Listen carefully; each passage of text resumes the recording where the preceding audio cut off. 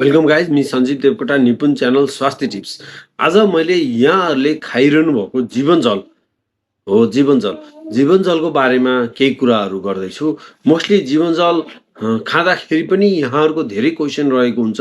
जस्तो कतिपय सुगरका बिरामीहरूले sugar free जीवनजल आउँछ कि आउँदैन भनेर सोधिरहनुहुन्छ र विभिन्न प्रेसर भएका बिरामीहरू यसमा नुन हुन्छ, हामीले खान हुन्छ कि हुँदैन।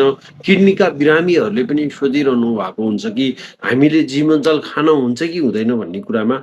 यस विषय लगायत जीवनजल खास किन बनेको हो र जीवनजल को खान हुन्छ लगायत यी कतिपयहरूलाई कमजोर भएकाहरूलाई हामीले लिएर गएर जीवनजल खानुस्, डिहाइड्रेट भएका व्यक्तिहरूलाई नि जीवनजल खानुस् भन्दाखेरि मलाई डायरिया भएकै छैन, किन जीवनजल खाने जस्ता कुराहरू गर्नुहुन्छ। त्यसले गर्दाखेरि अलिकति केही मिसकन्सेप्सन भन्ने केही नबुझिएका कुराहरूमा थोरै प्रश्न पार्न चाहन्छु आज जीवनजलको विषयमा।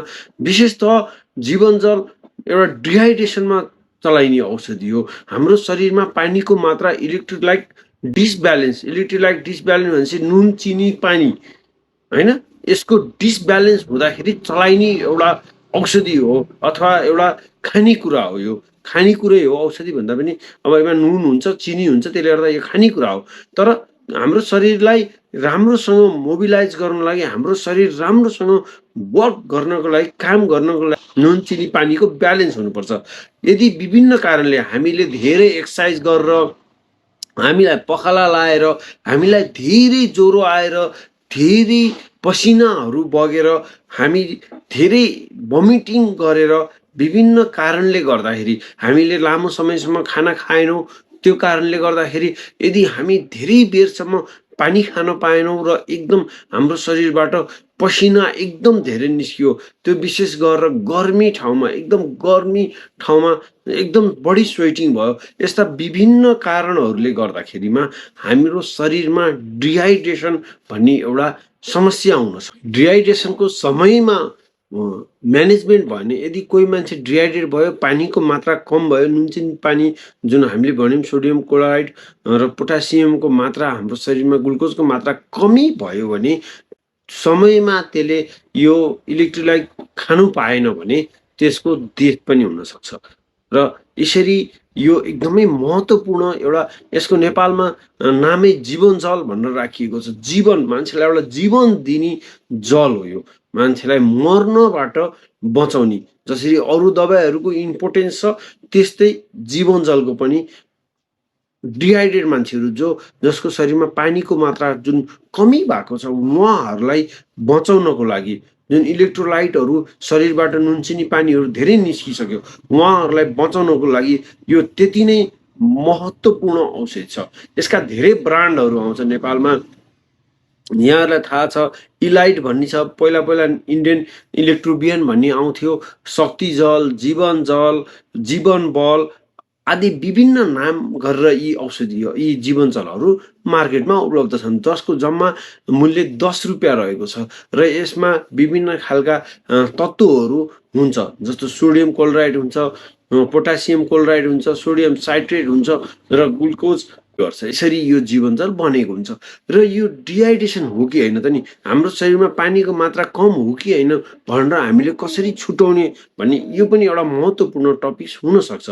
त्यसले गर्दाखेरि यदि हाम्रो शरीरमा सुक्खापन छ, जस्तो मुख सुक्खा भएछ, जिब्रोहरू सुक्खा भएछ, हामीलाई प्यास लागिरहेको छ, हामीलाई चक्कर लागेको छ, कहाँनिर गएर ढलम भन्ने महसुस भइरहेको छ, एकदम कमजोर भएको छ, पिसाब कम लागेको छ, एकदम पिसाब कम लागेको छ र पिसाबको कलर अलिक गाढा भएर गएको छ, त्यस्तो खालको कन्डिसनहरू, छालाहरू एकदम सुक्खा भएको छ। यदि प्रेसर नाप्ने ठाउँमा हुनुहुन्छ नि, यहाँहरूको प्रेसर लो भएको छ, प्रेसर घटेको छ, यस्तो लक्षण यदि यहाँहरूलाई देखा परिरहेको छ भने यो डिहाइड्रेसन, हाम्रो शरीरमा पानीको मात्रा कम भयो भन्ने यहाँहरूले बुझ्नु पर्यो। जल हाम्रो शरीरमा अपुग हुने डिहाइड्रेसनबाट संसारभरि धेरै मान्छेहरूको मृत्यु भएको छ, विभिन्न रिसर्चले देखाएको छ। त्यसले गर्दाखेरि डायरिया लगायतका विभिन्न खालका डिहाइड्रेसनका कारणबाट जुन व्यक्तिहरूको मर्ने सङ्ख्या छ, यो जीवनजलले बचाएको छ। र यो जीवनजलले कसरी काम गर्छ भन्ने कुरो अलिकति बुझौँ। यो जीवनजलसँग मैले अहिले भने ग्लुकोज हुन्छ, सोडियम हुन्छ र पोटासियम हुन्छ। यो ग्लुकोज, सोडियम, पोटासियम गएर हाम्रो आन्द्राहरूमा लाई पानी एब्जर्ब गर्न यसले मद्दत गर्छ। हाम्रो आन्द्राहरूले यसको सहायताले गर्दाखेरि पानीहरू लिने गर्छन् र पानी सँगसँगै हामीले जीवनजल त पानीमा घोलेर खाने हो। जीवनजलहरू फाइनली सेफ छन्, तर पनि यसका केही साइड इफेक्टहरू छन्।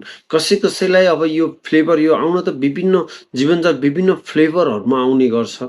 लिची, म्याङ्गो र अरेन्ज फ्लेभरमा यो आउने गर्छ। तर पनि फ्लेभर मन नपर्नेहरूलाई कतिपयहरूलाई यसले नजिया भोमिटिङहरू गराउने र कतिपयहरूलाई यो खाइसकेपछि पेट हल्का अप्ठ्यारो गराउने, पेट दुख्ने र भोमिटिङ गर्ने हुनसक्छ। तर अब यो सामान्यतया सबैलाई हुँदैन, कसैलाई हुन्छ र यसको साइड इफेक्ट भन्दा पनि यसको यो नुन, चिनी, पानीको स्वादले गर्दाखेरि हुने गर्दछ र कसैलाई पेट दुख्ने साइड इफेक्टमा राख्न सकिन्छ। र अर्को रहेको छ अब सुगरका बिरामीहरूले खाने कि नखाने। 1 गिलास जीवनजल खानलाई जो कोहीले पनि खान सक्नुहुन्छ, तर त्योभन्दा बढी के भन्दा 6 चिया गिलासमा यो बन्दछ, 1 लिटरमा बन्दछ। तर 1 लिटर जीवनजल सुगरका बिरामीहरूले खानुपर्ने कन्डिसनको लागि एउटा स्वास्थ्य कर्मी तथा यहाँहरूले एउटा डक्टरको सल्लाहमा मात्रै खानु होला 1 लिटरै खानको लागि।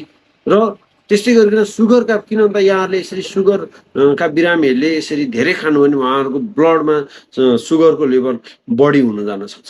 त्यस्तै गरिकन प्रेसरका बिरामीहरू, किन भन्दा यसमा सोडियम, पोटासियम दुइटै भएको कारणले गर्दाखेरि यहाँहरूले प्रेसरका बिरामीहरूले नि 1 गिलास जीवनजल त्यस्तो बढी स्वेटिङ भएको छ र त्यस्तो थकाइ लागे जस्तो महसुस भएको छ, कमजोरी भएको छ भने खान सक्नुहुन्छ। डायरिया धेरै पटक भएको छ भने 1-2 गिलास खान सक्नुहुन्छ। दुवै बिरामीहरूले, डायबिटिजका बिरामीले पनि प्रेसरका दुइटै बिरामीहरूले यदि यहाँहरूको पानी बढी नै गएको छ भने यहाँहरूले खान सक्नुहुन्छ।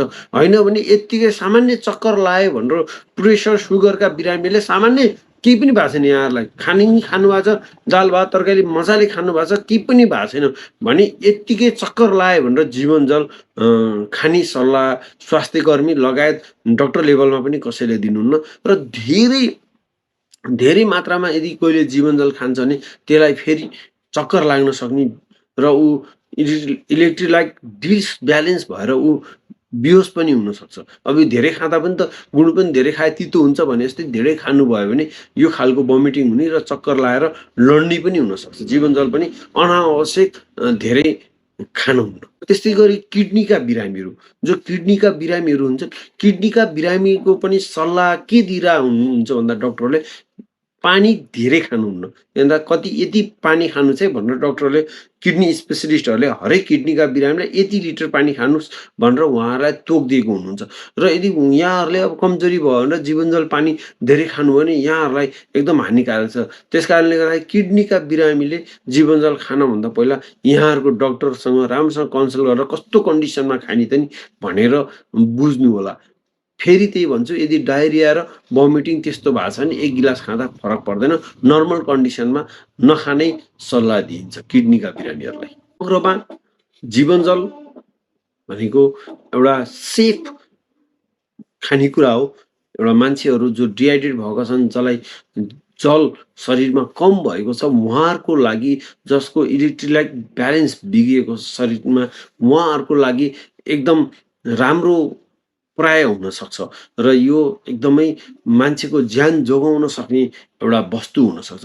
त्यही हो कि यहाँहरूले ध्यान दिनु पर्यो कि जसलाई ड्रिप दिनुपर्ने छ, जसलाई स्लाइन पानीबाट उपचार गर्नुपर्ने छ, उहाँहरूलाई जीवनजल खुवाएर राखेर उपचारमा ढिलो नगर्नु होला। किनभने धेरै सिभियर बिरामीहरूको लागि हस्पिटल एडमिट गरेर उहाँहरूलाई हस्पिटलबाट उहाँहरूलाई विभिन्न खालका आरएल, डिएनएस लगायतका औषधिहरू चलाएर उहाँहरूको उपचार गर्न पर्ने हुनसक्छ। त्यसबाहेक अरू सामान्यतया जीवनजल सेफ छ, यहाँहरूले खान सक्नुहुन्छ, खुवाउन सक्नुहुन्छ। यो भिडियो कस्तो लाग्यो गाइज? हुन त यो जीवनजलको बारेमा के भनेको होला भन्ने कुराहरू हुनसक्छ, तर स्वास्थ्यका कुराहरू जहिले पनि सामान्य कुराहरू पनि इम्पोर्टेन्ट हुन्छन् के। कहिलेकाहीँ सामान्य कुराले गर्दाखेरि कतिको ज्यान पनि गइरहेको हुन्छ। त्यसले गर्दाखेरि यहाँहरूलाई यो जीवनजलको बारेमा आज थोरै मैले भने। कस्तो लाग्यो भिडियो? राम्रो लाग्यो कमेन्ट गर्नु होला। लाइक गर्नुहोला, नराम्रोलाई डिसलाइक गर्नुहोला। यस्तै स्वास्थ्य टिप्सको लागि मेरो निपुण च्यानल सब्स्क्राइब गर्नुहोला। See you, bye bye in another video.